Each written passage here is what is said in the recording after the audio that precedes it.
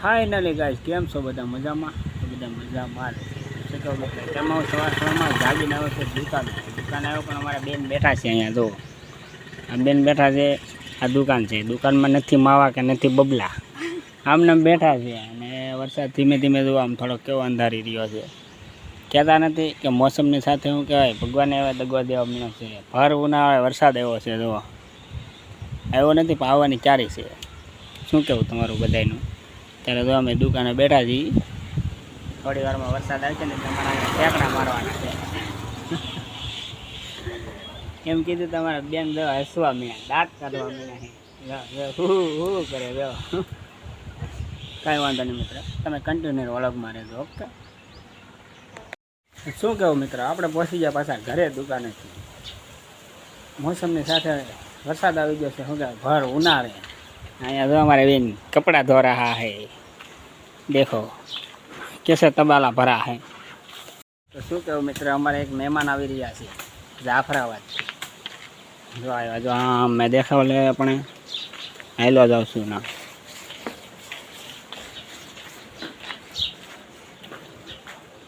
કારુના phone કરીને કહેતા હા કે હમણાં થોડી વારમાં આવું છું ઘરેથી કારુના નીકળી જાય અત્યારમાં તો આવી ગયા છે દેખાય જય મોગલ પાલટી સારું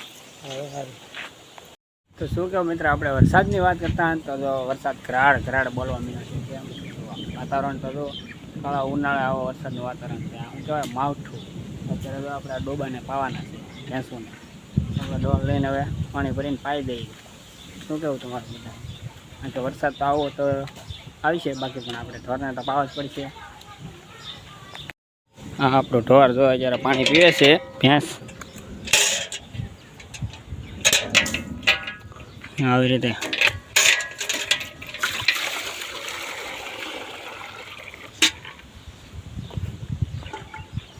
આપણી ફોર્ચ્યુનર જો પડી છે સાઈડમાં ઢાંકીને વાતાવરણ તો જો કેવું થઈ ગયું એટલો વરસાદ હોય છે ને આગળ એમ થાય કે ઓહો એ ચોમાસું શરૂ થઈ ગયું કાળા ઉનાળે ચોમાસું શરૂ થઈ ગયું જોવા કેમ પણ માથે ઘરાડ ગાજી રહ્યો છે ઓ ભાઈ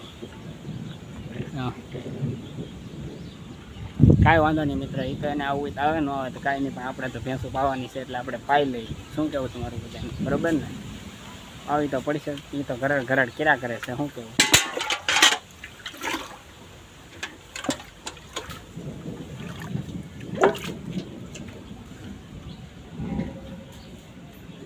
ડોલ ભરીને જાઓ ને એ સામું જોવા ડોલ ભરીને જાઓ ને એ સામું જોવા કેમ શું કહેવું ડોલ ભરી લીધી છે તો સામું તો શું કહેવું મિત્ર તમારે બધાને તો અત્યારે તો શું કહેવું મિત્ર આપણે ભેંસો પાઈ લીધી બધી અત્યારે રાળિયામાંથી બધી ભેંસો પાઈ લીધી અત્યારે એક ભેંસ બાકી હતી એટલે બેન કહેવો હું પાઉં છું એ તો કાંઈ વાંધા નહીં તમે પાઈ લો તો મિત્ર આપણે એક નાનકડી વાત કહેવાની છે બધાને જો અત્યારે ભગવાને પણ કેવું કરે છે કાળો ઉનાળો છે છતાંય અત્યારે મોસમ કેવું થઈ ગયું વરસાદ આવે એવું તો આ વેદના તો છે ને મિત્ર કોણ જાણીએ ખબર ખેડૂત હોય ને એ જાણીએ કે કારણ કે ખેડૂત ઉપર છે ને ભાઈ કેવી વીતતી છે અત્યારે માણાનો પાક થઈ ગયેલો છે આ બાજરીનો જુવારનો એ બધો અત્યારે ખેતરમાં રખડે ને આ ભગવાન ઉપર ઘરડ બોલાવે છે બોલો આ વેદના કોણ જાણીએ ખેડૂત એક જ જાણીએ કે ખેડૂતને ખબર છે તો અત્યારે કઠણ કાળજા રાખીને જે કામ થાય છે ને એ કરે ત્યારે જે બાજરી ડુંગળી એ બધી ખેતરમાં પડ્યું એ તો ખેડૂતને ખબર છે કેમ ઢાંકવું ને શું છે બધું પણ ભગવાને હવે શું કહેવાય માણસની ઘડે દગાબાજ નીકળ્યો કાળા ઉનાળે વરસાદ આવે એટલે બહુ કહેવાય ને મિત્ર આ બધું તમે આમ વાત કરો ને તો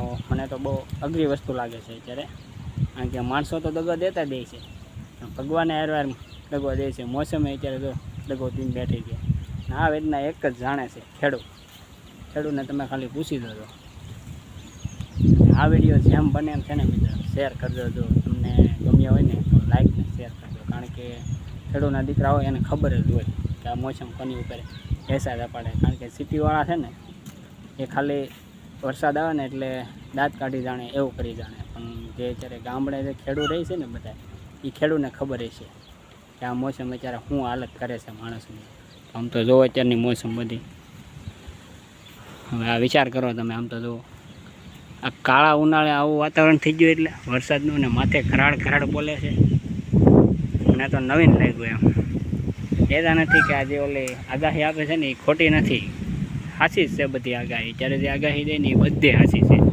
પણ વરસાદ જે કંઈક ભગવાન જ કંઈક છે ને એવું કરી રહ્યો છે ને ખેડૂતમાંથી કે વાત કરો આમ જુઓ તમે. શું મિત્ર આપણે જે વાતાવરણની વાત કરતા ને તો અત્યારે તો જો વરસાદ ધબાટી શરૂ થઈ ગયો છે. જોવા થઈ ગયો ને ભગવાન શું કરે એનું કાંઈ નક્કી નથી. જોવાનું ધીમે ધીમે સાટા શરૂ થયા છે. તો જો રૂમી રહ્યો છે વરસાદ ચારે કોરમ. જુઓ વાતાવરણ કે જેવો પલટો મરાવી દીધો ને કાળા ઉનાળા વાત જ કરોમાં તમે આમ જુઓ તો ખરા. તમે ઉપર તો ઘરાડ બોલે છે.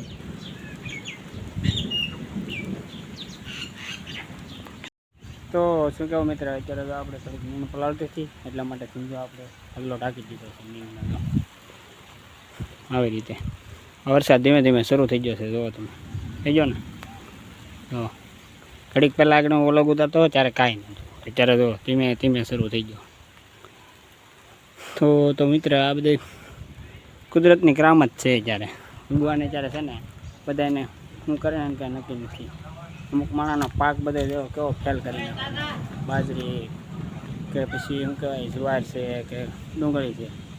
આ બધી વેદના ખાલી ખેડૂત એક જ જાણે છે મિત્ર. કાંઈ વાંધો નહીં જે જોઈએ સહન કરી લેજો. કાંઈ વાંધો નહીં મિત્ર.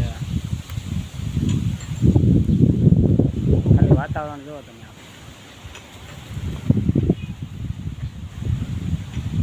કાળા ઉનાળે આમ ચોમાસું શરૂ થઈ ગયું છે અને ચારે કોલે આમ ઠંડો ઠંડો પવન આવે છે. તો આને એક મજા છે. કાંઈ ઉપાધિ આગળ થોડી વારમાં આપણે એને પાઈ લીધી. આગળ નિરાય શું કે ઠંડો પવન ખાય છે.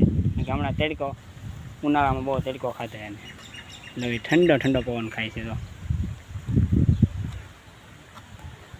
માથે વરસાદ રૂમી દીધો વીજળી છે કેમ આગળ કડાકો થાય સાંભળજો મિત્ર. એક કડાકો થાય વીજળી છે ને એટલે ખાલી તમે સાંભળજો.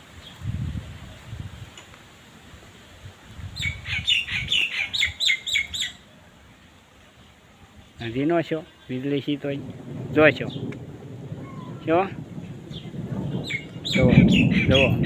છો ને આય જ એમાં કાંઈ ન ઘટે કેમ.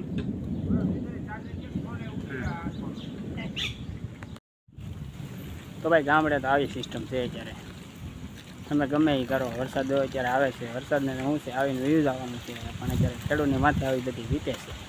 જુઓ તમે અત્યારનો પાક ખાલી જોવામાં ઊભો એ બધે જુવાર છે આ બધી તો ખાલી ખેદાન મેદાન કરીને ભગવાન વયો જવાનો છે. અત્યારનું વાતાવરણ જોઈને જ મને એવું લાગે છે. તો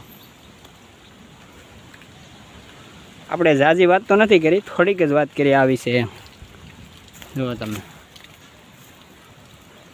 કાંઈ વાંધો નહીં મિત્ર. એ બધું જ આવે જો એ તો આપણે જે સહન કરવાનું છે એ કરવાનું છે. કારણ કે અત્યાર સુધી સહન કરતા આવ્યા છીએ. તો હવે આ એક થોડીક એવી 2-3 દિવસની આગાહી છે એ સહન નહીં કરી દેખી ને મિત્ર. શું કહેવું તમારું બધાને? તો કોમેન્ટમાં શું કહેવાય જય કિસાન જય જવાન લખી નાખજો. ઓકે મિત્ર. તો આજનો વ્લોગ આપણે અહીં સુધી રાખીએ. Bye bye Tata.